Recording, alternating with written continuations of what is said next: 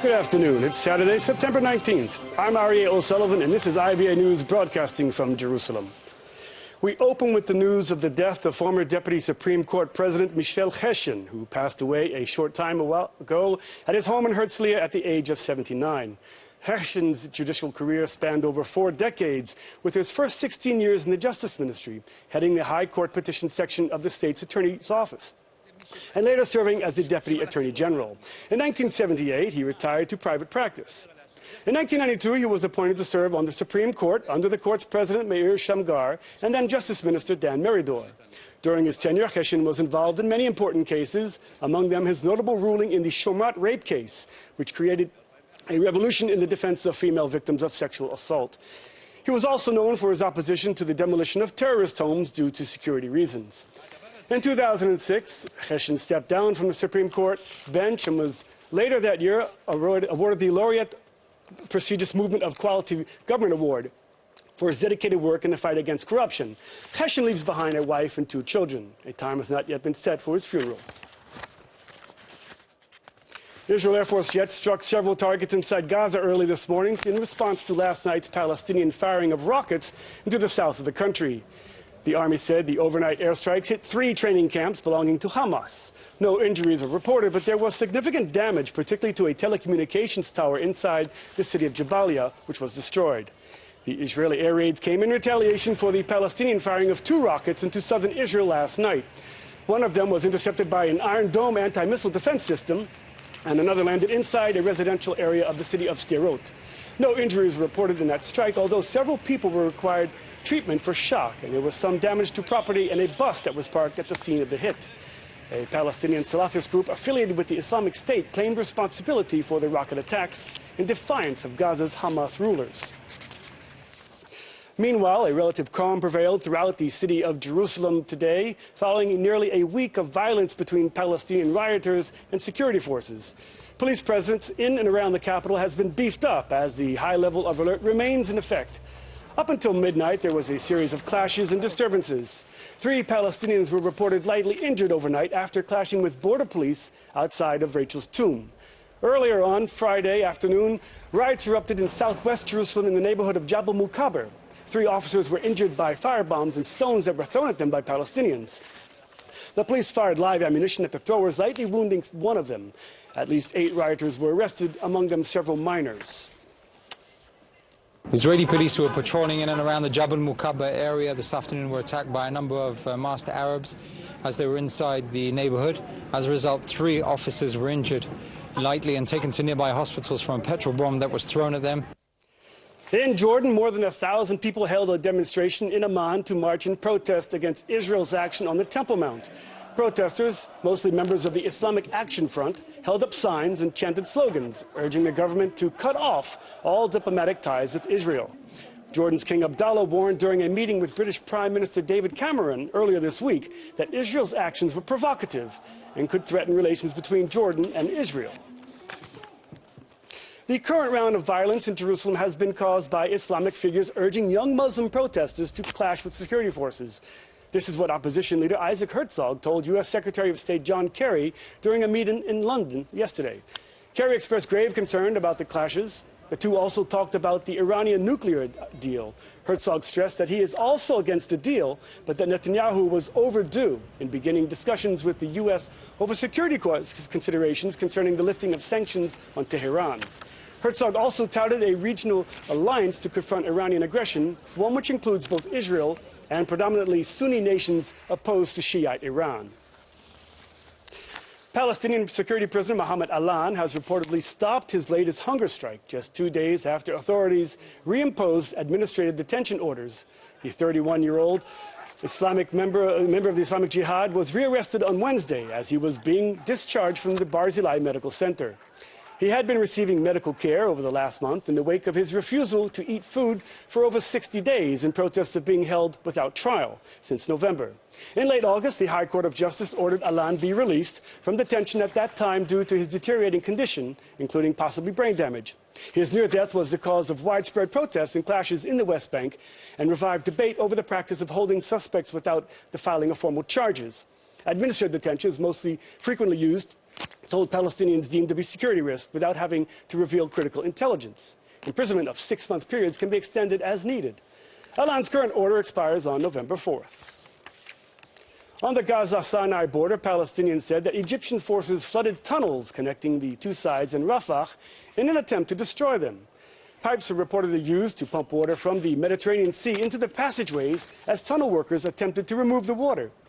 The network of tunnels is considered by Palestinians as a vital lifeline for Gaza, circumventing the blockade imposed by Israel and Egypt more than 7 years ago. The Hamas rulers in the Strip also used the tunnels to smuggle in weapons with which to attack Israel. And the Egyptian authorities accused Gazan terrorists of using the tunnels to bolster the fight against the Egyptian army in Sinai. Staying in Egypt, and President Abdel Fattah el-Sisi has sworn in a new government today, 1 week after the previous government resigned amid a corruption probe.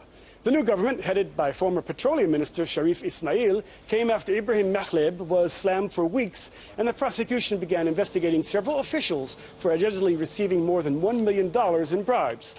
Local media accused Mahleb and his ministers of incompetence and being out of touch with the public. Egypt, whose government has been long plagued by corruption allegations, has been in turmoil since 2011, uprising that toppled longtime autocrat Hosseini Mubarak.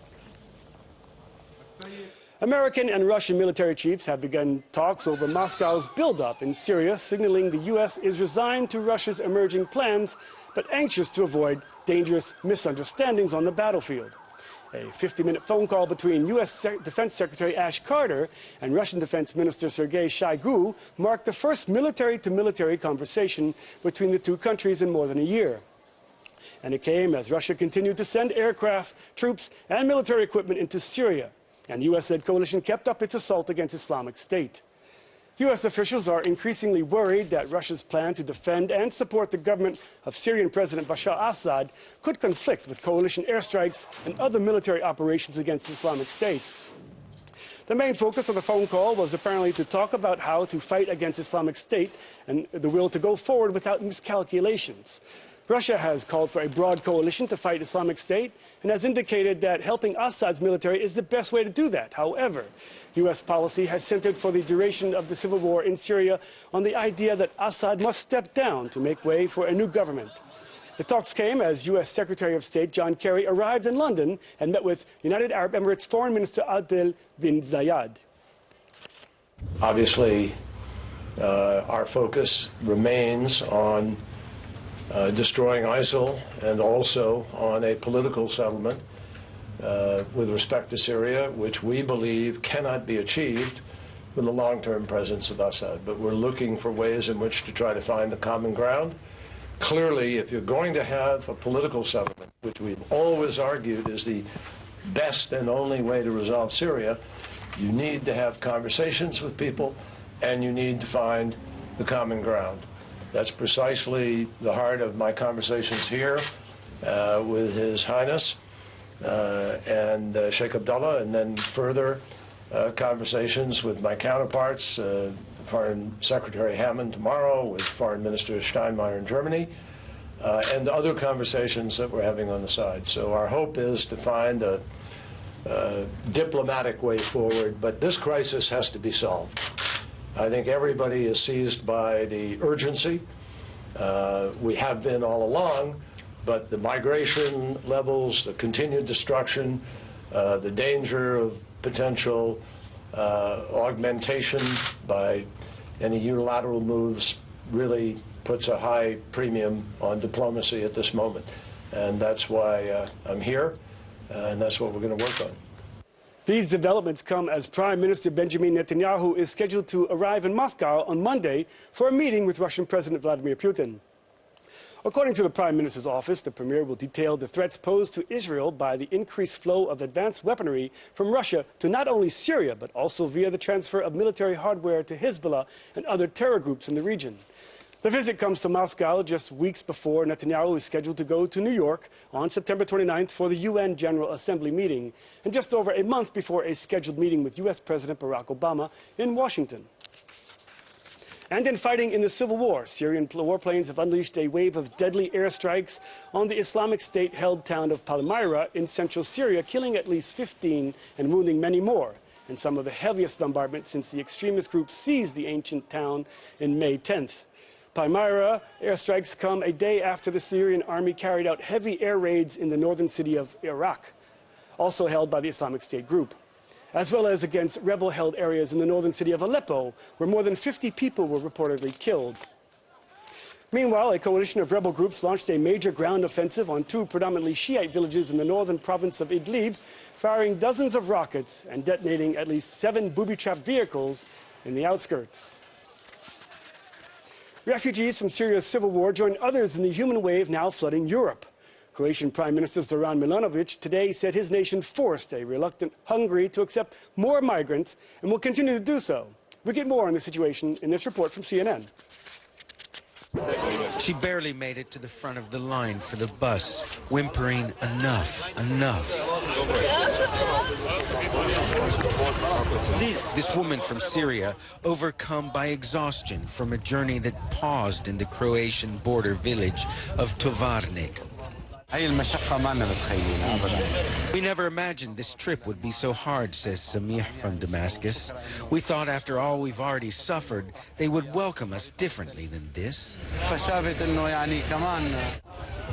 Thousands flocked here from Serbia after Hungary slammed shut its border. Yet another night in the rough, this tiny hamlet's population suddenly swelled by thousands. Yet again, the tired, the desperate, the destitute from Syria, Iraq, Afghanistan, and beyond, stranded and waiting for a solution. This is a real disaster on Europe's doorstep, and the European Union is doing very little to resolve it. We just see thousands and thousands of people on the move every day. Wherever they get blocked, they end up in a similar situation like this. Buses eventually arrived, but few knew where they would be taken. Confusion reigned. Amal from Damascus fainted from the heat and then discovered her 6-year-old son had boarded one of the buses and left without her. Police told me everyone would be bused to a nearby city. But hours later, many of the buses ended up here, on the Croatian-Hungarian border crossing at Beremen. The Croatian government, overwhelmed and floundering in the flood, was passing them on to Hungary, which, in a bizarre twist, agreed to take them in. Just to underscore the absurdity of this seemingly endless odyssey, some of these people 48 hours ago were throwing rocks and clashing with Hungarian riot police on the Hungarian-Serbian border. 2 days later, we see Hungarian police herding them onto buses into Hungary. Adults weighed down with exhaustion, children dazed, and babies crying. They boarded for their next stop, final destination unknown. Ben Wiedemann, CNN, on the Croatian-Hungarian border. With a key deadline approaching, the head of the UN nuclear agency is leaving for Tehran today for high-level meetings as he tries to accelerate his probe of allegations that Iran worked in the past on nuclear weapons. An IAEA spokesman said that Yukiya Amano would arrive Sunday for meetings aimed at clarifications of past and present outstanding issues linked to the agency's probe. Diplomats say Amano plans to push for long-delayed interviews with Iranian scientists linked to alleged experiments, as well as to discuss a planned inspection of Parchin. The agency has identified that site, southeast of Tehran, as where some of the suspected work took place. Amano is traveling less than a month before an October 15th deadline to gather information on allegations that Iran tried to build atomic weapons. A final UN assessment is due in December, and that will feed into the larger July 14th nuclear deal between Iran and 6 world powers, helping to determine whether the sanctions on Iran will be lifted. The interviews and the Parchin inspection are crucial to IAEA's goal of wrapping up more than a decade of their efforts to probe the allegations. Well, turning to sports, and in Israel, there are an increasing number of people doing what's called inline skating or rollerblading. Well, the first government-recognized Wingate-sponsored course has just finished that qualifies instructors in roller skating and inline skating.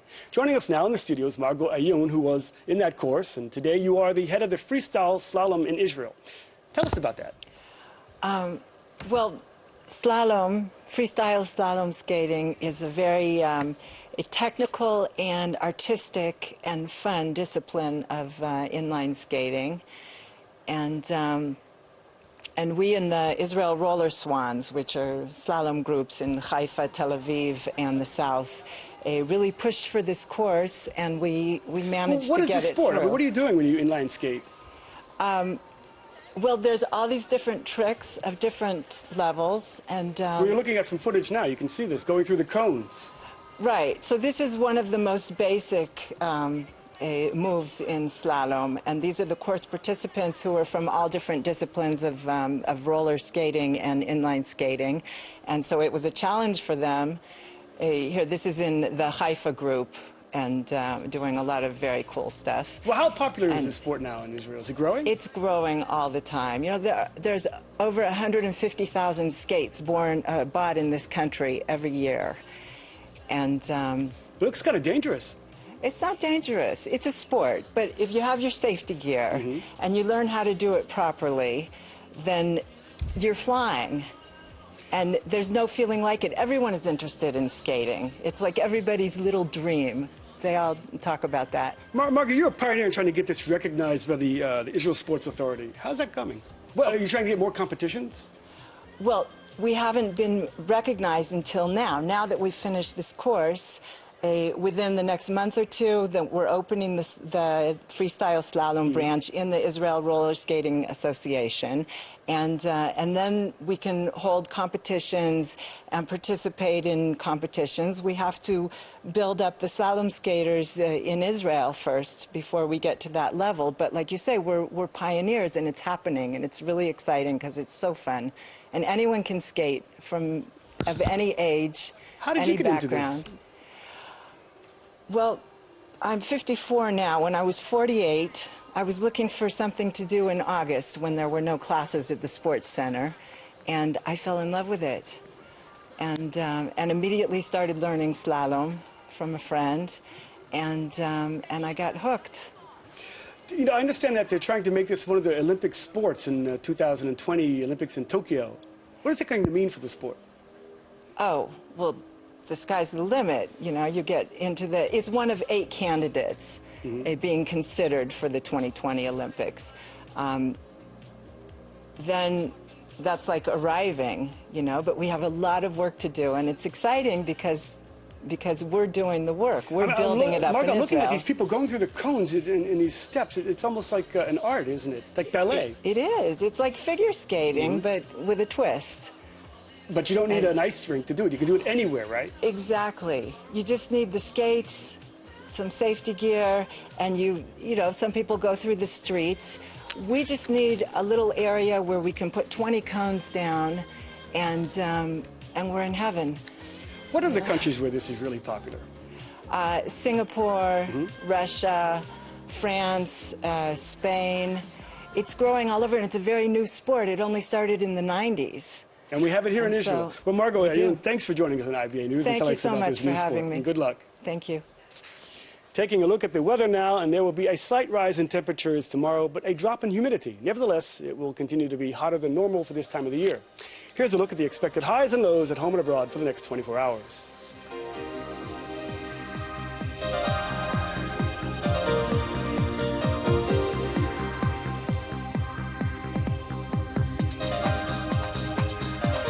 Well, thank you for being with us this afternoon. We hope that you'll join us again tomorrow when Laura Cornfield will be here to bring you the latest breaking news from Israel. And remember, you can always see IBA anytime, day or night, on the internet. I'm Aryeh O'Sullivan, wishing you a good week, and thanks for watching, and shalom from Jerusalem.